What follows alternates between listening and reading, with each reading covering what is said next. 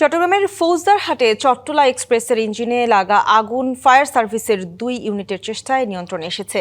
সকালে ফৌজদারহাটের বিএমএ গেটে ঢাকাগামী ট্রেনটিতে আগুন লাগে। পরে ফায়ার সার্ভিসের 2টি ইউনিট আগুন নিয়ন্ত্রণে আনে। আগুনে ট্রেনের পাওয়ার কার ও একটি শীতাতপ নিয়ন্ত্রণ বগি পুড়ে গেছে। ট্রেনে পাওয়ার কার থেকে আগুন লেগে থাকতে পারে বলে ধারণা করছে ফায়ার সার্ভিসের কর্মকর্তারা। এ ঘটনায় কোনো হতাহতের ঘটনা ঘটেনি। আগুনের ঘটনা তদন্তে 4 সদস্যের কমিটি গঠন করেছে রেল কর্তৃপক্ষ।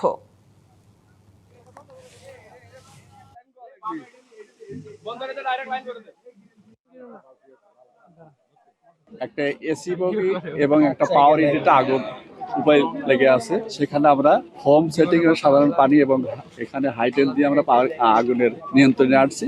এই পর্যন্ত এখন আমরা ভিতরে ঢুকতে পারি না, একটু তাপের কারণে। আমরা এখানে 2টা ইউনিট কাজ করছি। এসি বগিতে আসার পর হঠাৎ করে মনে হলো যেন ধোঁয়া আসতেছে। তাড়াতাড়ি দৌড়ে এসে দেখি যে পুরা পাওয়ার কার ধোঁয়ায় অন্ধকার হয়ে গেছে। 6:45 ছেড়ে আসছি, গাড়ি চাকার থেকে আগুন লাগছে।